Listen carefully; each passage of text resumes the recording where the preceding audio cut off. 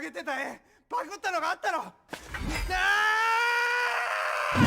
Hola aliens, ¿qué tal? Hoy nos tocó hacer una reseña de una de las películas animadas más tristes y bonitas de este año, con un pedazo de arte y una animación impresionante, y sin lugar a dudas una de las posibles candidatas al Oscar en animación de 2024. Y que por demás, probablemente no hayas visto, o sea, ¿qué demonios ocurre contigo? Así es, mi querido alien, estoy hablando nada más y nada menos que de Look Back.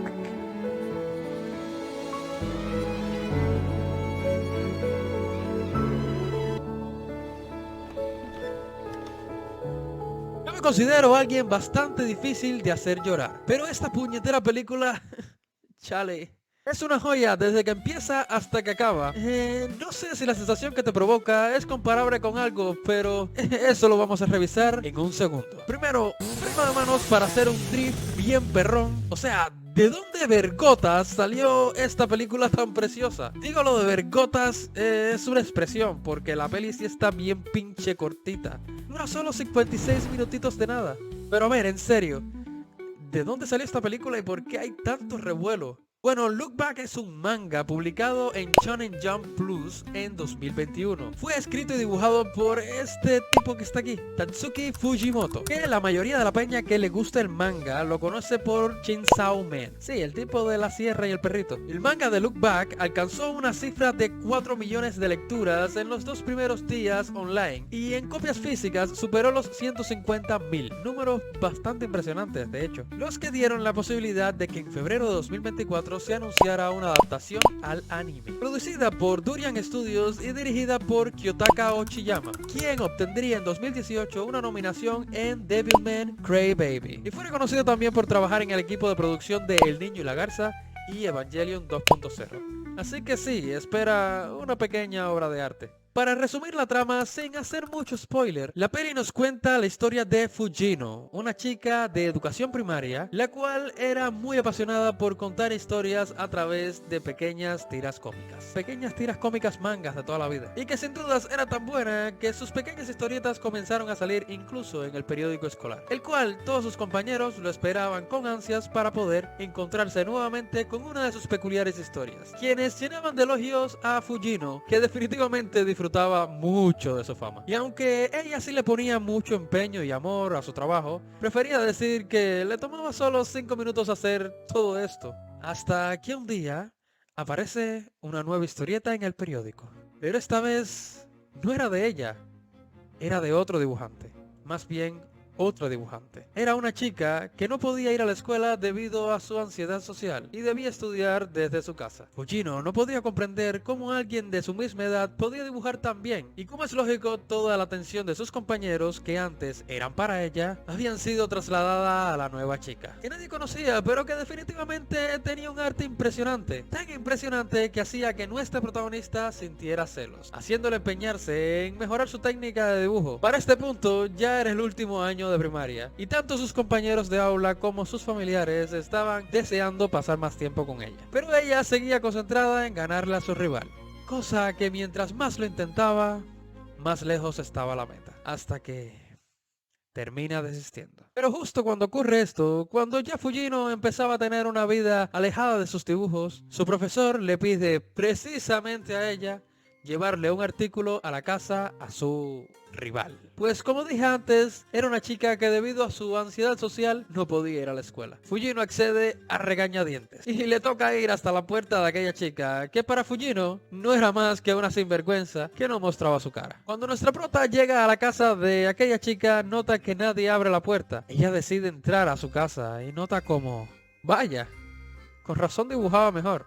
Le dedicaba al dibujo quizás el doble o el triple del tiempo. Ahí Fujino se da cuenta que su rival era también mucho más disciplinada que ella, si cabía. O al menos le dedicaba el doble del tiempo a aquello que ambas tenían en común. Entonces Fujino, entre celos o rabia, decide actuar de forma impulsiva. Toma una pequeña hoja en blanco que había sobre el bulto de cuadernos dibujados en el pasillo de aquella casa y se dirige a hacer una de sus tiras cómicas, de la cual se arrepentiría no solo una vez. Aquella pequeña historia que contaba cómo dos bandos de personas gritaban de forma contraria desde afuera de la casa de la chica. Unos gritaban que por favor saliera, mientras que los otros pedían de favor que no que no lo hiciera, para que al final se notara un giro tétrico donde se muestra que realmente está muerta.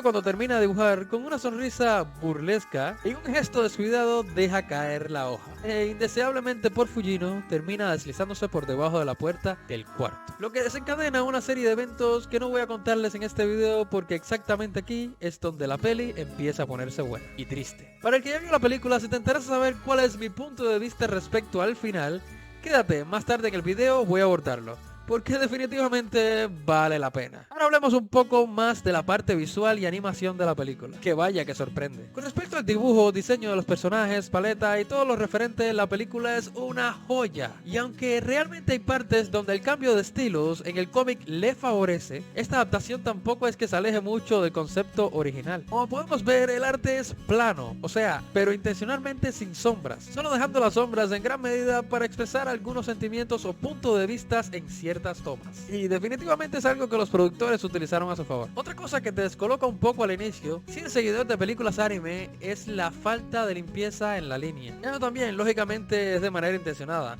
Tanto la línea como el estilo plano de arte, que te da una sensación de ver como un boceto o una maqueta de personajes, sin mucho detalle, y que a la vez contrastan con fondos preciosos súper detallados, lo cual aporta bastante a mi teoría respecto al final de la película. Pero aún no hablaré de eso, espera un poquito más, porque aún nos queda tocar el tema de la animación, que sin lugar a dudas es una de las mejores cosas de esta película. Con movimientos firmes y precisos, un tanto alejados de la exageración del anime, pero que deja ver la influencia de Miyazaki en algunas partes, y en otras partes es tan expresiva que no se necesitan palabras para sentir lo que el personaje está sintiendo en ese instante, como en esta escena de aquí. Quizás mi escena favorita, por la carga emocional que tiene, sin ni siquiera un diálogo, donde, y quizás solo si entiendes el contexto lo entenderás, el personaje parece que va a reventar de alegría o más bien de orgullo propio, orgullo que lucha de forma interna con un enojo o quizás vergüenza que el ego no deja admitir. Pero ahora con respecto a mi teoría del final, y si no has visto la película y no quieres spoilers, te pido que saltes hasta este minuto. A partir de aquí, el spoiler que te tragues es bajo tu responsabilidad, mi querido alien. Esta teoría tiene más validez de cara al manga que al anime en sí. O sea, que tiene más sentido respecto a la historieta precisamente por el formato en sí. Pero bueno, la puedes aplicar al anime si quieres, aunque realmente no tiene demasiado sencillo, precisamente por que es una adaptación. Y es que de forma superficial a mí me parece como si al final cuando Fujino se sienta a dibujar, se siente como si ella se hubiera sentado a dibujar la propia historia que estamos viendo. Y es que si damos un pequeño salto al principio y vemos su primera historieta, es algo similar en estructura a la propia historia que estamos por presenciar. Ambas historias se subdividen en dos historias donde siempre se terminan arreglando en la segunda de ellas. En la tira cómica del inicio tenemos que el final trágico de la primera historia deriva en un accidente automovilístico que acaba con la vida de una pareja de amantes, y luego en la segunda historia reencarna, mientras que en la vida real o en la historia de Fujino ocurre algo parecido. Como decía, la historia se divide en dos. La primera parte, que termina con un final trágico, como la tira cómica que se escurrió por debajo de la puerta de Fujino. Y la segunda parte es cuando ellas se reencontrarían en la escuela de arte, y que a la vez es una especie de solución a esa primera parte trágica, precisamente dibujado por su amiga. Precisamente estas tiras cómicas, la parte de ella y luego la versión de su amiga, le serviría de inspiración para dibujar un cómic llamado Look Back, y cuya historia que estuvimos viendo no es más que la propia creación de Fujino, que se niega a aceptar que la historia que le tocó vivir es solo la primera parte de la historia, en la cual solo su subconsciente triste es capaz de imaginar un segundo final, donde todo termina bien, precisamente para evadir esa culpabilidad. Por eso el final es como empieza, y por eso es tan gris y no brillante como la versión alternativa, puesto que esta versión no es más que un consuelo. Look Back es una película que no solo nos sorprende con una espectacular obra y aspecto visual, sino que es capaz de hacer que este aspecto visual forme directamente parte de la historia, y que ese aspecto sea un paralelismo de la realidad de nuestros personajes. Y si bien a veces solo parece una presentación de PowerPoint mostrándonos solo imágenes para intentar darnos la sensación de paso del tiempo, y que por demás se queda corta porque también estamos acostumbrados a un cine más extenso y con más lore. De lo que sí no se le puede juzgar a Look Back es de darte información innecesaria o de relleno, porque realmente es una película que mima a sus personajes y los cuida de datos o información basura que no aporta nada en sí. Así que sí, sin duda considero que va a estar dentro del podio de las nominadas. Y sí, este año tenemos fuertes contrincantes como Wild Robots o Float. Tendremos que esperar a ver qué decisión se toma al respecto. Por mi parte, la recomiendo muchísimo, porque definitivamente es cine, mi querido Alien. Bueno, ¿y qué les pareció la reseña? Hacía como 8 meses no hacía algo así. A mí me gustó volver a las andadas realmente. Y si te gustó el video, compártelo, dale un like, déjanos un comentario sobre la parte que más te gustó de la película o alguna recomendación o alguna otra película que quizás consideres está entre las mejores del año. O lo que tú quieras. Así nos ayudas un poco con el algoritmo de YouTube. Y suscríbete, que prácticamente todas las semanas publicamos un resumen de las noticias más relevantes de este hermoso mundo de la animación. Sus estrenos, cancelaciones, curiosidades, incluso reseñas como esta. Así que nos vemos muy pronto. Un abrazo alienígena. Bye bye.